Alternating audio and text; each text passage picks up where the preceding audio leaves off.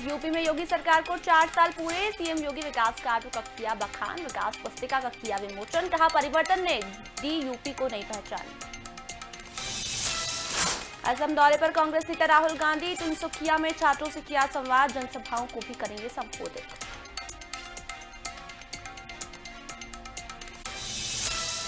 बंगाल के रण में CM Shivraj. Moina में जनसभा के दौरान निशाने पर रही ममता। टीएमसी का बताया मतलब, कहा बंगाल को हिंदू मुस्लिम में बांटा।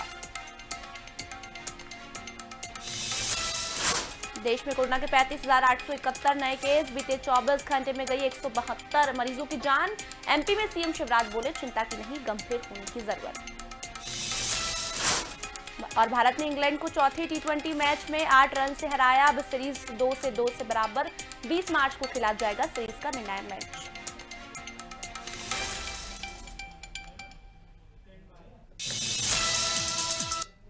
नमस्कार, स्वदेश न्यूज देख रहे हैं आप और मैं हूं आपके साथ वागीशा। और चलिए सीधे लेकर चलते हैं आपको यूपी, जहां मुख्यमंत्री योगी आदित्यनाथ के 4 साल पूर्ण हो गए हैं।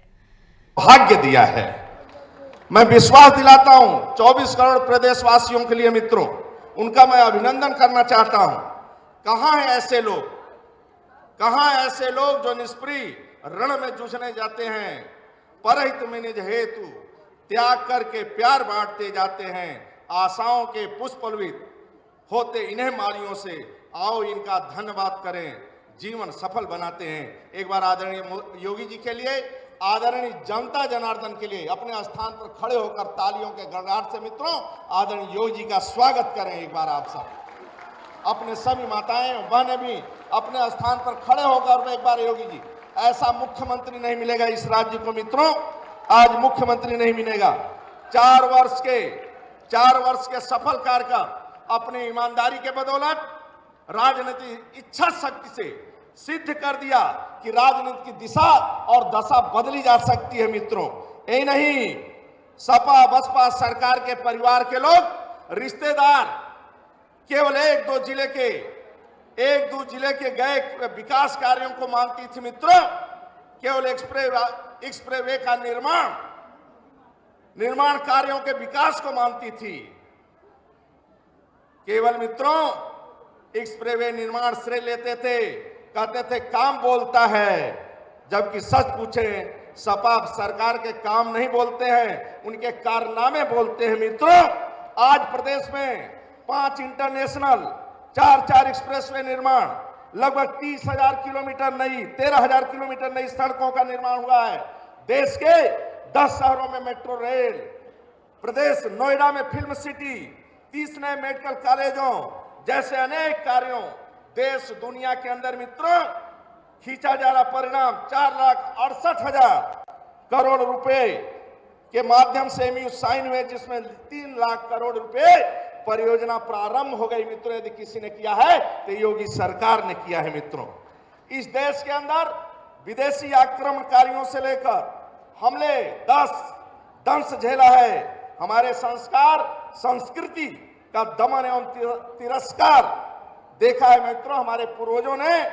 हमारे पूर्वजों को लगता था यह दुख काल रात्रि अब बीतेगी, उदय का नया सूरज हम देखेंगे कि नहीं देखेंगे।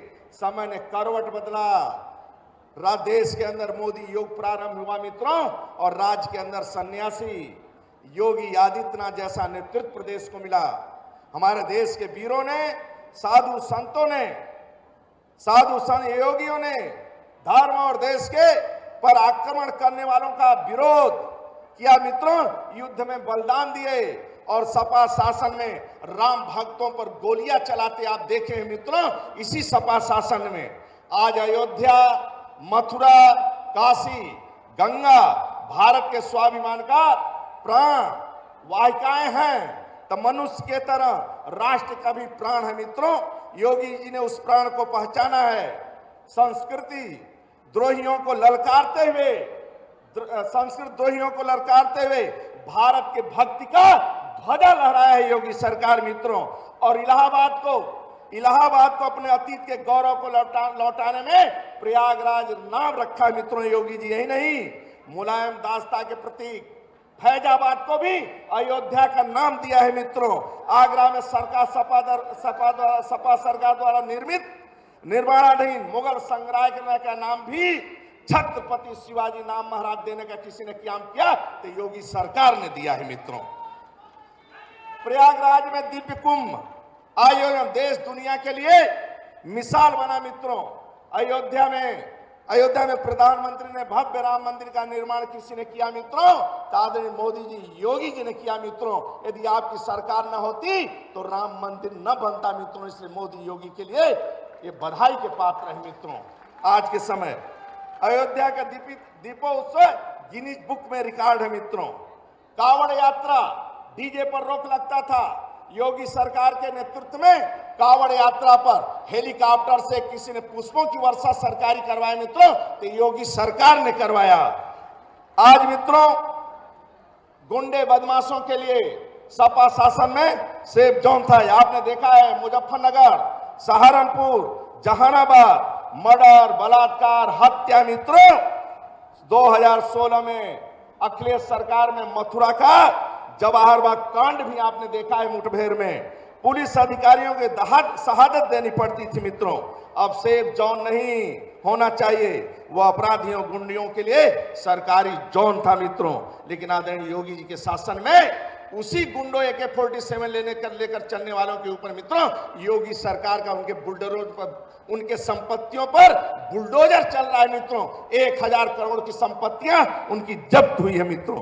देश के इतिहास में पहली बार गुंडे और माफिया सरकार के दंगों को नुकसान का हर्जाना भरते देखे गए हैं मित्रों। योगी सरकार के किसानों के प्रति संवेदनशील है।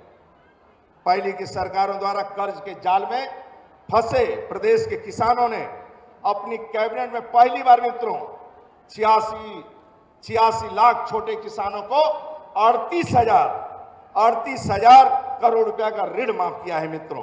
1,25,000 करोड़ के भुगतान गन्ना किसानों को हुआ है। कोविड के समय कोई चीनी बंद नहीं हुई है। 5,50,000 गौवंश को संरक्षित किया गया है। अनेकों सरकार ने किसी क्षेत्र में काम किया। आज बुंदेलखंड में डिफेंस कॉरिडोर, बुंदेलखंड एक्सप्रेस निर्माण में हर घर नल जैसी महत्वपूर्ण योजना है मित्रों। पिछले कई वर्षों से लंबित बाढ़ सागर जैसी अनेक परियोजना पूर्ण हो रही मित्रों। आज बुंदेलखंड में स्ट्रॉबेरी अनेकों दुर्लभ फसलें हो रही मित्रों। आप सपा सरकार को देखा है, लूट और भ्रष्टाचार का था, घोटाला का था मित्रों। सपा शासन में लैपटॉप घोटाला, खनन घोटाला, समाजवादी पेंशन घोटाला, गोमती रिवरफ्रंट घोटाला, दरोगा सिपाही भर्ती घोटाला मित्रों। कल मैं गाजीपुर में था, एक मिला, सुबह सुबह ड्यूटी दे रहा था, एक सिपाही था यादव। मैं उससे पूछा कब भर्ती हुई? बोला योगी सरकार में। हम के 1 रुपया लगा क्या? बोला 1 रुपया नहीं लगा, बिना रुपए की भर्ती हुई। इसी तरह मित्रों गहमर में पहुंचा, एक सैनिक मिला सोनी, उसका भाई था। बोला मेरा भाई रेलवे स्टेशन पर चना लिया बेचा करता था, उसके सीधे भर्ती हो गई है, 1 रुपया खर्चा नहीं हुआ। ये योगी सरकार है मित्रों, ये योगी सरकार है।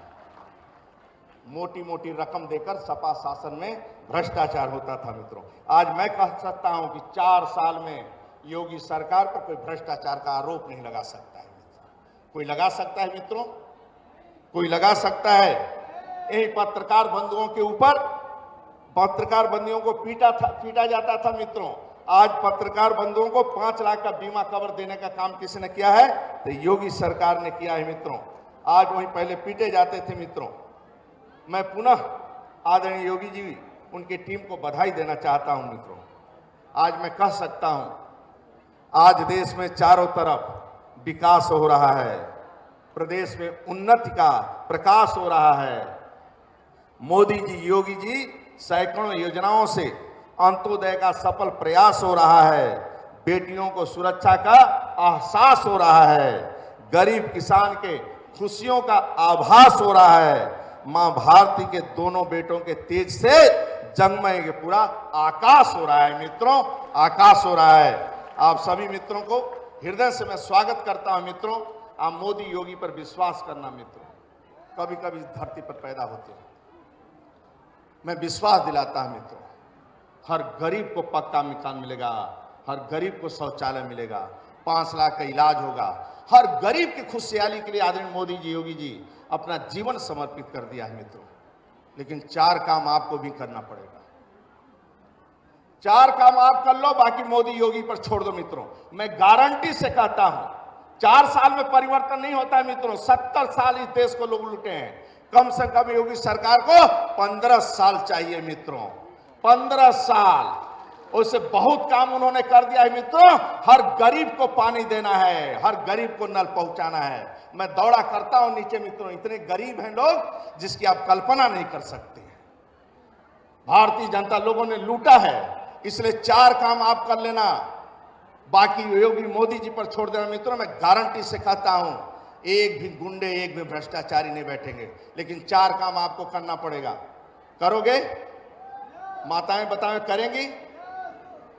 अपना पेट काट के अपने बच्चों को पढ़ाओ, अपना पेट काट के अपने बच्चों को पढ़ाना मित्रों। और अपने बच्चों से जीवन में गुटखा मत मंगाना, नन्हे मुन्ने बच्चों से। एक नाविक का बेटा अपने बच्चे को पढ़ाया, एक नाविक का बेटा अपने बच्चे को पढ़ाया, वो देश का राष्ट्रपति बना मित्रों। लेकिन उसका निजी मकान नहीं था, वो नाविक का बेटा अब्दुल कलाम था। एक चाय वाले ने अपने बच्चे को पढ़ाया, देश का प्रधानमंत्री बना। लेकिन आज मोदी के पास एक मकान अपना नहीं है मित्रों, वो गरीब के लिए मरते हैं। इसी तरह एक गरीब ने अपने बच्चे को पढ़ाया, वह आज मुख्यमंत्री है, मंदिर है, लेकिन मकान एक नहीं मित्रों, परिवार के लिए, एक सदस्य के लिए। ऐसा ईमानदार मुख्यमंत्री, प्रधानमंत्री कहां मिलेंगे मित्रों? वहीं चले जाओ सैफ अली खानदान में, चले जाओ बसपा में मित्रों। इसलिए अपना पेट काट के अपने बच्चों को पढ़ाना। और मित्रों तीसरा, अपने पत्नी पर कभी हाथ मत उठाना। चौथा, अपने मां बाप के चरणों में 2 मिनट बैठ जाना। बाकी मोदी योगी पर छोड़ दो मित्रों। मैं गारंटी से कहता हूं सब विकास होगा। और ये हाथ मित्रों, मोटरसाइकिल से टकराहट हो जाए किसी रिक्शा चालक को, तो हाथ नहीं उठना चाहिए रिक्शा चालक पर, उस गरीब का। ये हाथ वहीं उठना चाहिए मित्रों जहां माता पिता के चरण है, वहीं हाथ उठाना चाहिए मित्रों।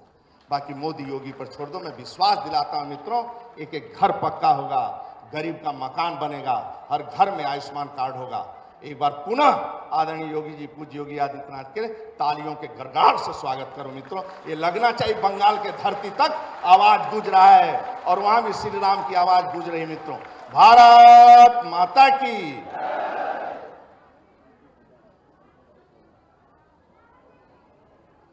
बहुत बहुत धन्यवाद माननीय। और अब बारी है लाभार्थियों को चेक प्रदान करने की।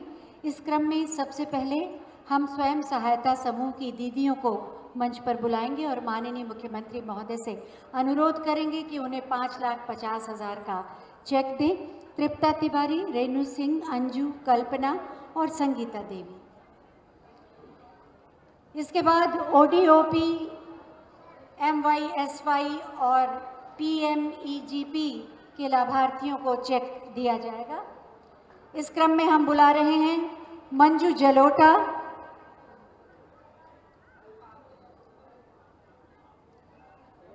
स्वयं सहायता समूह की दीदियां राष्ट्र के निर्माण में पूरी भागीदारी के साथ जुड़ी हैं। तालियों से इनका सम्मान करें।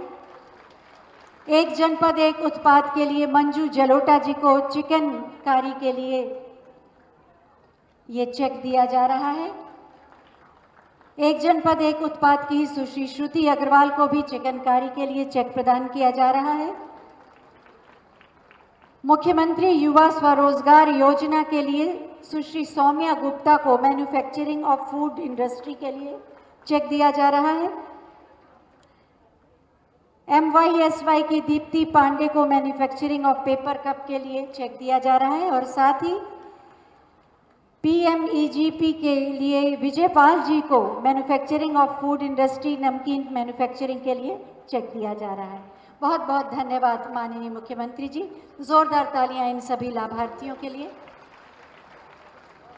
साफ नियत, स्पष्ट नीति, प्रतिबद्धता पूर्ण पारदर्शी कार्य संस्कृति से उत्तर प्रदेश को नई पहचान के साथ अंत्योदय से सर्वोदय के पथ पर लाकर आत्मनिर्भर उत्तर प्रदेश की आधारशिला रखने वाले हम सबके परम आदरणीय माननीय मुख्यमंत्री माननीय श्री योगी आदित्यनाथ जी से हम बहुत ही आदर के साथ अनुरोध करेंगे कि आज के इस ऐतिहासिक दिन एक बार फिर हमारा मार्गदर्शन कर हमें कृतार्थ करें। आपकी जोरदार तालियों के साथ भारत माता की।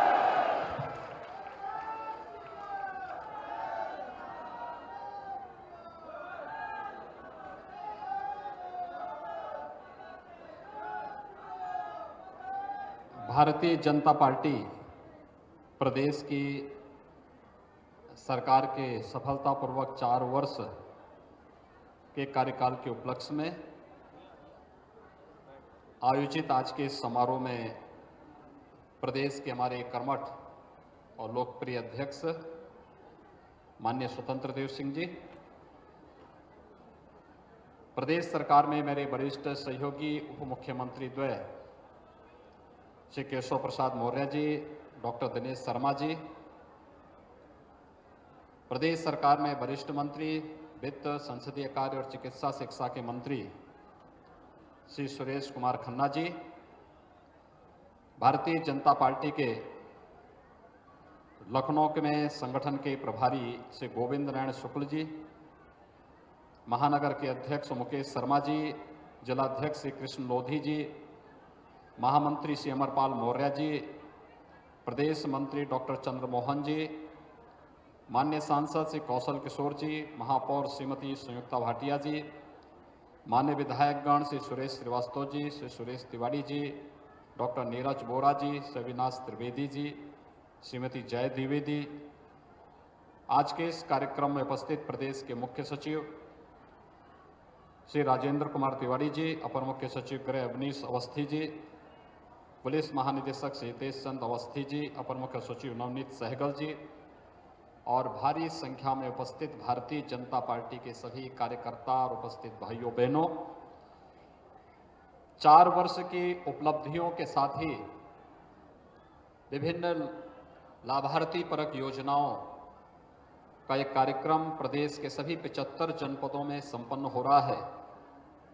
4 वर्ष की इस यात्रा के लिए आदरणीय प्रधानमंत्री जी के प्रति देश के माननीय गृह मंत्री जी, राष्ट्रीय अध्यक्ष जी समेत सभी भारतीय जनता पार्टी के केंद्रीय नेतृत्व के प्रति आभार व्यक्त करते हुए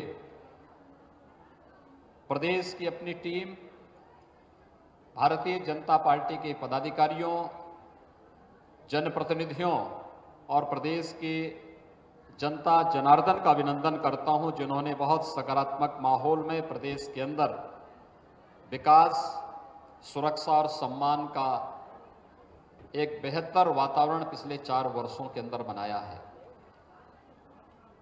भाइयों बहनों, 4 वर्ष का एक कार्यकाल प्रदेश का रिफॉर्म का, परफॉर्म का और ट्रांसफॉर्म का रहा है। आज से 4 वर्ष पहले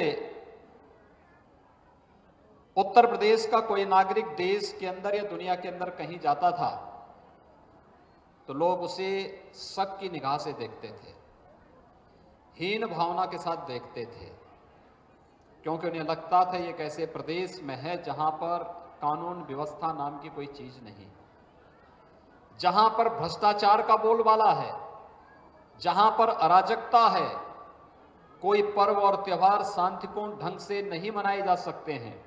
ये उस प्रदेश के हाल थे जो प्रदेश भारत की धार्मिक और आध्यात्मिक व्यवस्था की आत्मा कहा जाता है।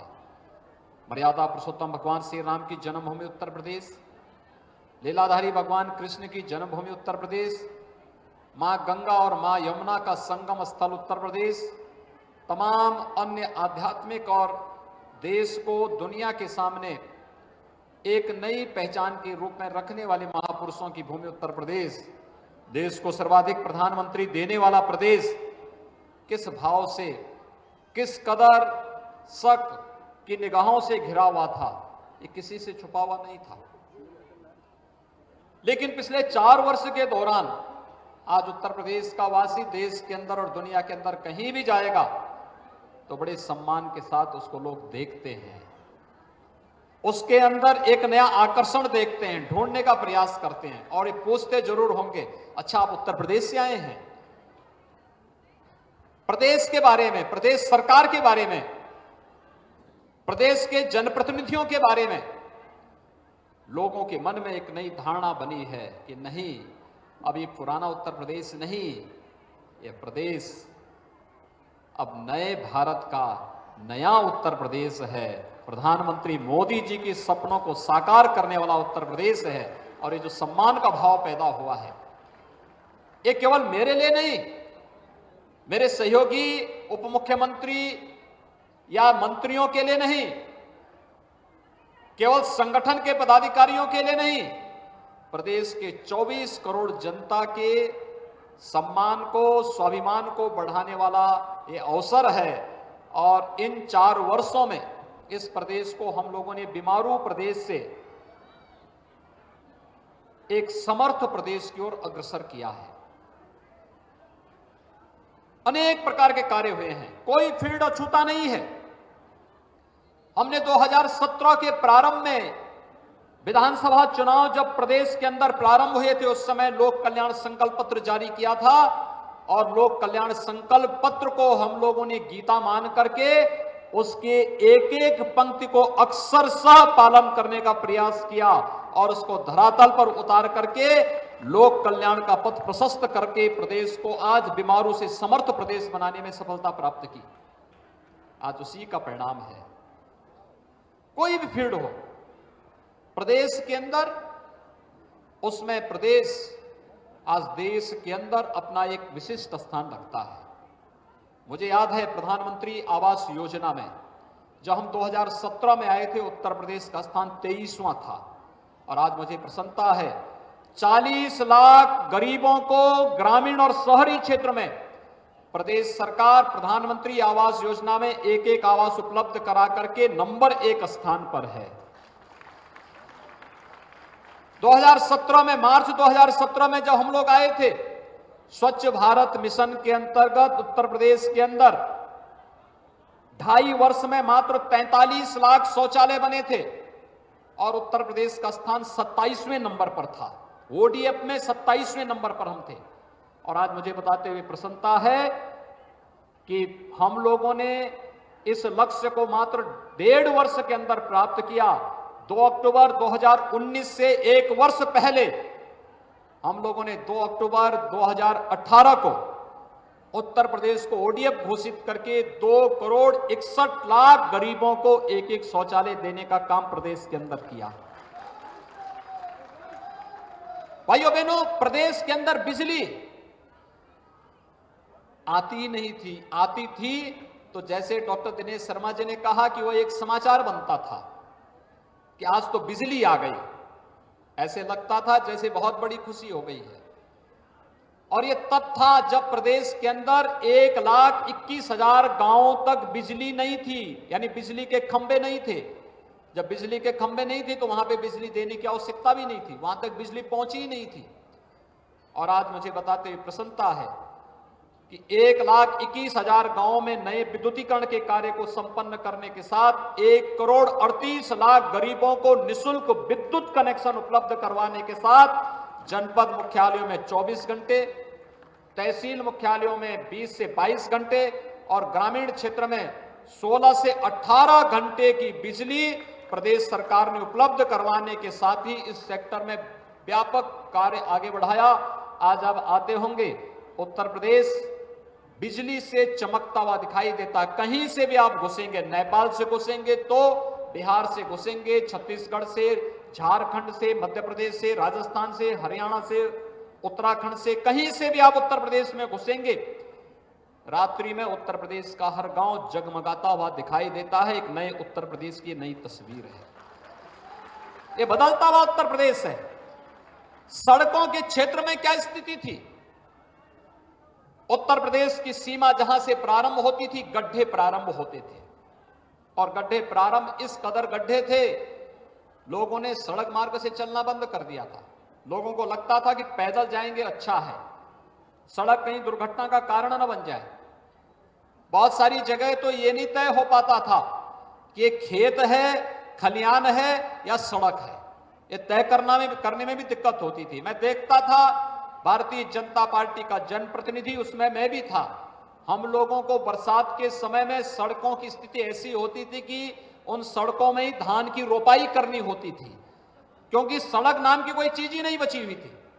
और कनेक्टिविटी के लिए जो बेहतर कार्य हुआ, आज आप देखेंगे उत्तर प्रदेश की सड़कें इंटरस्टेट कनेक्टिविटी हो, जिला मुख्यालय की हो, तहसीलों से जोड़ने वाली हो, ब्लॉक खंडों से, गांवों से जुड़ी हुई सड़कें हो, या एक्सप्रेस वेज के माध्यम से नए इंफ्रास्ट्रक्चर के डेवलपमेंट की जो कार्य पद्धति है, इसने नए उत्तर प्रदेश को एक नई पहचान दी है। रोजगार सृजन की व्यापक कार्य योजनाओं को आगे बढ़ाने का कार्य किया है। और भाइयों बहनों, वायु प्रधानमंत्री जी ने कहा था, उड़ान योजना के अंतर्गत एक गरीब हवाई चप्पल पहनने वाला भी जिस दिन हवाई जहाज की यात्रा करेगा, तब हम देखेंगे भारत वास्तव में नया भारत है और उत्तर प्रदेश उस सपने को साकार कर रहा है। आज प्रदेश के अंदर 5 इंटरनेशनल एयरपोर्ट बन रहे हैं। जेवर का हमारा ये इंटरनेशनल एयरपोर्ट दुनिया का सबसे बड़े एयरपोर्ट में एक बन रहा है। आने वाली 30 वर्ष में 1 लाख करोड़ रुपए का रेवेन्यू अकेले उत्तर प्रदेश को केवल और केवल जेवर एयरपोर्ट देगा। ये 1 लाख करोड़ रुपए जब उत्तर प्रदेश के विकास में लगेगा तो उत्तर प्रदेश में लाखों नौजवानों के लिए रोजगार का सृजन होगा। लाखों नौजवानों के लिए रोजगार का सृजन होगा। कुशीनगर में इंटरनेशनल एयरपोर्ट बन चुका है, कभी भी उसको हम अंतर्राष्ट्रीय वायु सेवा के साथ जोड़ सकते हैं। अयोध्या में एक इंटरनेशनल एयरपोर्ट के निर्माण की प्रक्रिया युद्ध स्तर पर चल रही है।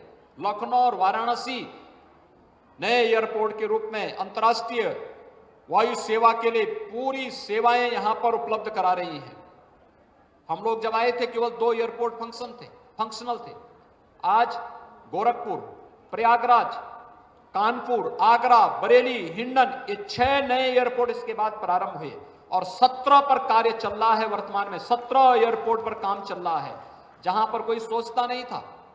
आजमगढ़ जैसे जनपद ने समाजवादी पार्टी को न जाने कितनी बार नेतृत्व दिया, लेकिन आजमगढ़ उनके शासनकाल में आजमगढ़ का हर व्यक्ति शक निगाहों से देश के अंदर देखा जाता। आजमगढ़ का व्यक्ति जब कहीं जाता था, यहां पर जब स्वागत गीत गा रहे थे निरुवा जी, ये लोग जब मुंबई जाते थे तो मुंबई में इन लोगों को कमरा नहीं मिलता था।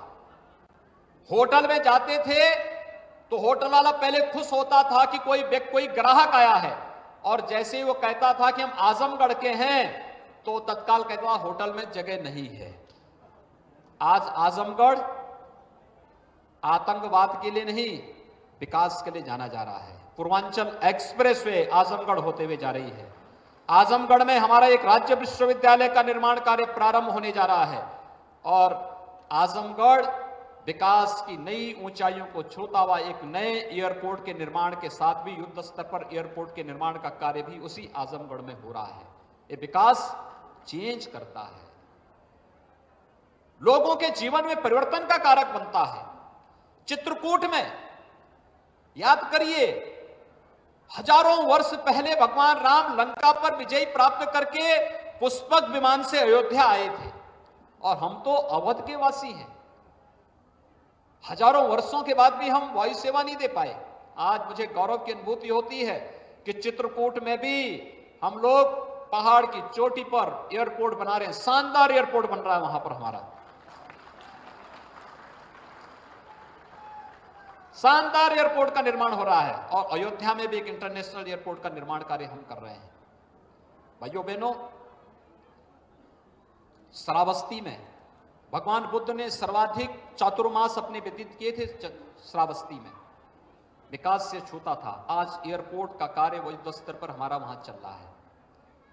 सहारनपुर में, मेरठ में, अलीगढ़ में कोई सोचता था, ललितपुर में बुंदेलखंड उपेक्षित था, आजादी के बाद से उपेक्षित था, लेकिन प्रधानमंत्री मोदी जी की दृष्टि से आज विकास की प्रक्रिया के साथ जुड़ा है बुंदेलखंड। बुंदेलखंड एक्सप्रेसवे युद्ध स्तर पर कार्य चल रहा है।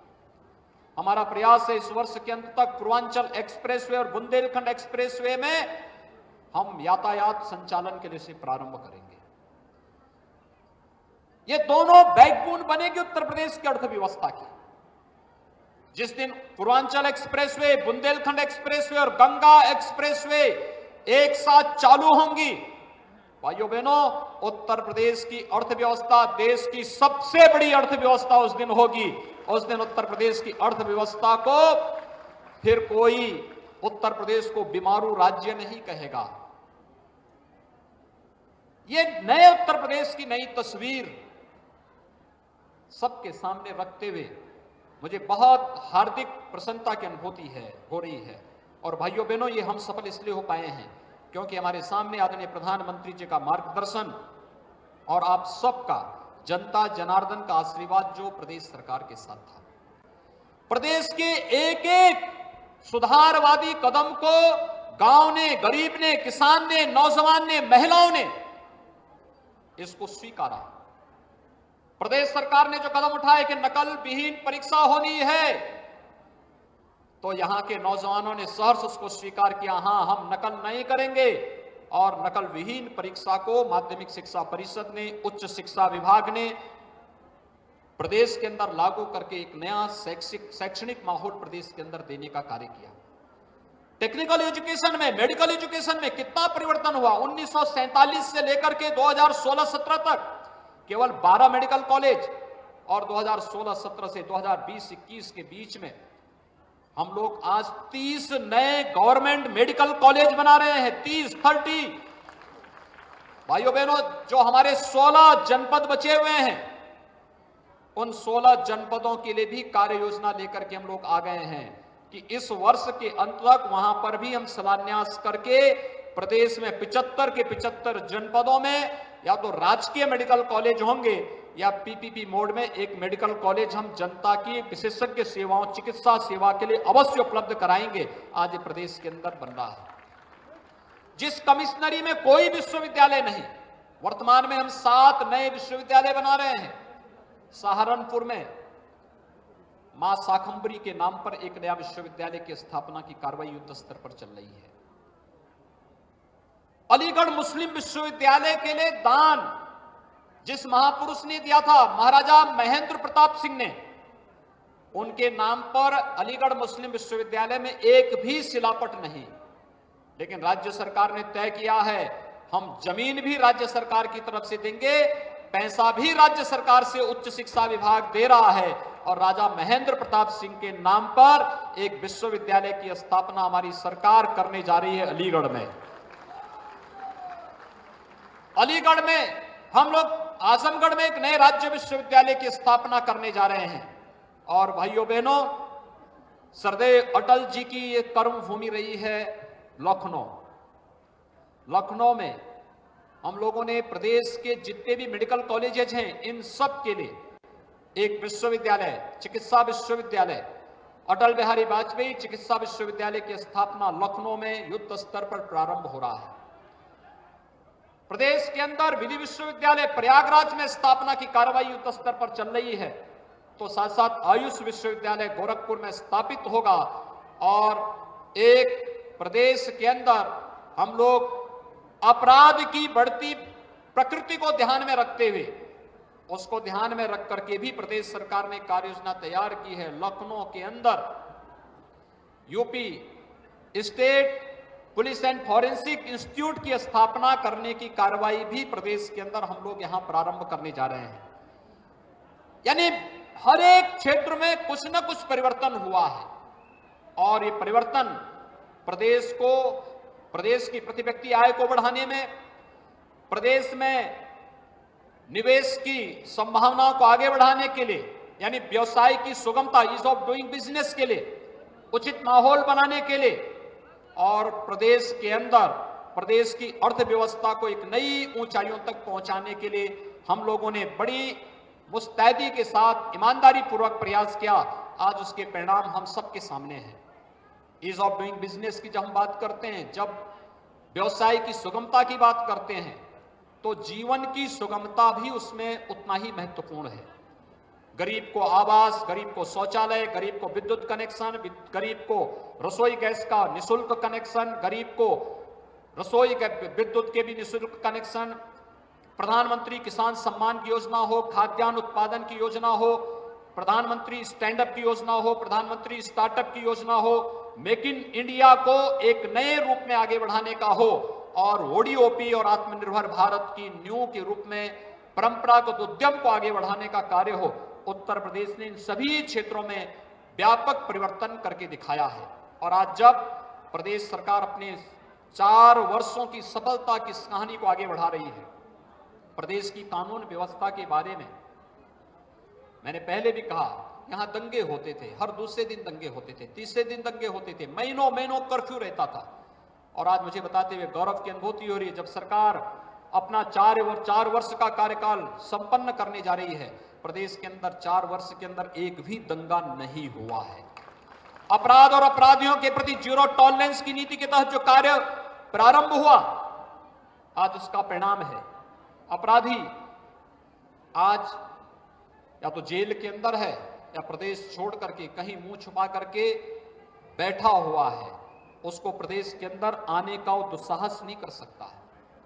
उसे मालूम है कि उत्तर प्रदेश के अंदर रूल ऑफ लॉ को हम पूरी मुस्तैदी के साथ लागू करेंगे और प्रदेश के अंदर कानून के साथ खिलवाड़ करने की छूट किसी को नहीं देंगे। बहन और बेटियों की सुरक्षा के लिए पूरी प्रतिबद्धता के साथ कार्य करेंगे। आज इसके व्यापक परिणाम हर एक क्षेत्र में देखने को मिले हैं और इसने प्रदेश में निवेश की संभावनाओं को आगे बढ़ाया है। ये वही उत्तर प्रदेश है जहां नौकरियां बिकती थी। परिवार और खानदान नौकरी के विज्ञापन निकलते ही वसूली के लिए प्रदेश के अंदर अलग अलग, कहीं चाचा, कहीं भतीजा, कहीं मामा, कहीं काका, ये सब महाभारत के सभी रिश्ते एक साथ सामने आ जाते थे। आज प्रदेश के अंदर 4 लाख नौजवानों को सरकारी नौकरी मिली, 35 लाख युवाओं को निजी क्षेत्र में हुए निवेश के कारण नौकरी मिली, 3 करोड़ से अधिक नौजवानों को प्रदेश के अंदर रोजगार और स्वतः रोजगार के साथ जोड़ने में सफलता प्राप्त हुई। और कोरोना प्रबंधन में सेवा ही संगठन और प्रधानमंत्री जी के मार्गदर्शन में प्रदेश सरकार ने जो बेमिसाल कीर्तिमान स्थापित किए, विश्व स्वास्थ्य संगठन को भी प्रदेश सरकार की सराहना करने के लिए मजबूर होना पड़ा। और आज भाइयों बहनों, हम लोग सभी अपने आप को सुरक्षित महसूस कर रहे हैं, लेकिन अभी एक लंबी यात्रा को लेकर के हम सबको तैयार होना है। ये सब सफलता एक टीम वर्क, सबको एक साथ मिलकर के चलने की जो प्रवृत्ति रही है। सरकार मंत्री परिषद कार्य योजना बनाती थी, नीतियां बनाती थी, प्रशासनिक टीम उसको क्रियान्वित करती थी, कार्यकर्ता घर घर ले जाकर के उसको पहुंचाने का काम करता था और मीडिया के माध्यम से एक एक जन तक और देश और दुनिया तक प्रदेश के इन समाचारों को पहुंचाने का काम होता था। ये टीम वर्क जब एक साथ चली तो उसके परिणाम भी प्रदेश के अंदर उसी सकारात्मक और सार्थक रूप में हम सबको देखने को मिले। और हम लोगों ने भी 4 वर्ष के दौरान कभी ये नहीं माना कि काम ज्यादा है, काम का लोड हम लोगों को कभी विचलित नहीं किया, चुनौती हमें कभी विचलित नहीं की, क्योंकि हमने इस बात को माना है। मैं जो श्री मंगल सिंह सुमन जी ने इस बात को कहा था कि सागर की अपनी क्षमता है पर मांझी भी कब थकता है, जब तक श्वासों में स्पंदन है उसका हाथ नहीं रुकता है। और भाइयों बहनों, इसी भाव के साथ हम लोगों ने 4 वर्षों तक निरंतर कार्य किया है, प्रयास किया है और आगे भी इसी विश्वास के साथ हम लोग कार्य करना चाहते हैं। यही विश्वास है, यही एक पहल है जहां पर हम सबको 24 करोड़ जनता की उन आकांक्षाओं की पूर्ति करना है जो वर्षों से उसने सोचा था, जिसके बारे में वो कल्पना करता था। कभी सोचता था फलाने राज्य में ऐसा हो रहा है, यूपी में क्यों नहीं हो सकता है। उसकी 24 करोड़ जनता की उन आकांक्षाओं को एक नई उड़ान देने का यह अवसर है और इसका श्रेय भारतीय जनता पार्टी के कार्यकर्ताओं को जाता है कि वह उसे घर घर तक पहुंचाने का कार्य कर रहा है। यह आपकी वो ताकत है जो ताकत हम लोगों को योजनाओं को बनाने और फिर ईमानदारी के साथ उसको क्रियान्वित करने के लिए प्रेरित करती है। आपकी ताकत जो एक सेतु का कार्य करती है शासन और प्रशासन की योजनाओं को जनता तक पहुंचाने के लिए।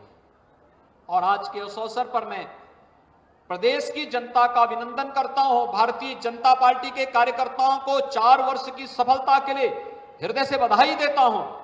प्रधानमंत्री मोदी जी के प्रति, राष्ट्रीय अध्यक्ष जी के प्रति, माननीय गृह मंत्री जी के प्रति, भारत सरकार के उन सभी माननीय मंत्रियों, कैबिनेट के उन सभी माननीय सदस्यों के प्रति हृदय से आभार व्यक्त करता हूं, जिन्होंने प्रदेश की सफलता की कहानी में पग पग पर अपना सहयोग किया और इन्हें निरंतर एक नई दिशा देने का प्रयास किया। मेरा आप सबसे ये आग्रह होगा, जन गंगा के ज्वार लहर तुम प्रवाहमान रहना, पहरुए सावधान रहना। सावधान रह करके इस लड़ाई को बहुत मजबूती के साथ आगे बढ़ाने की आवश्यकता है, क्योंकि Uttar Pradesh ease of doing business में 14वें स्थान से दूसरे स्थान पर आया है। उत्तर प्रदेश छठी अर्थव्यवस्था से आज दूसरी अर्थव्यवस्था बना है। उत्तर प्रदेश की प्रति व्यक्ति आय पहले से दुगनी हुई है, यानी 4 वर्ष में दुगनी हुई है, लेकिन हमें इसे 3 गुने तक पहुंचाना है। ईज ऑफ डूइंग बिजनेस में और अर्थव्यवस्था में नंबर 1 का स्थान उत्तर प्रदेश को प्राप्त करना ही है। और इस लक्ष्य को लेकर के अगर हमें आगे बढ़ना है तो हमें निरंतर सावधान होकर के अपने इस डगर को लक्ष्य पर चलते हुए अपने लक्ष्य को प्राप्त करना है। इस विश्वास के साथ मैं एक बार फिर से प्रदेशवासियों का अभिनंदन करता हूं, आप सबको हृदय से बधाई देता हूं। 4 वर्ष की सफलता आपके लिए एक नई राह और एक नई दिशा तो दिखाएं, लेकिन कहीं भी हमें उन्माद और अहंकार से न भरे, बल्कि हम और सावधानी के साथ और उमंग और उत्साह के साथ अपने लक्ष्यों को प्राप्त करने की दिशा में अग्रसर हों। इस विश्वास के साथ आप सभी को होली की मंगलमय शुभकामनाएं। आप सबके मंगल में, आपके जीवन में होली जैसे उमंग और उत्साह निरंतर आता रहे, इस विश्वास के साथ आप सबके प्रति मेरी शुभकामनाएं। धन्यवाद। जय हिंद। जय जय श्री राम। जय जय श्री राम। बहुत बहुत धन्यवाद माननीय, आपके प्रेरणादायी उद्बोधन के लिए। हमेशा की तरह आप हमें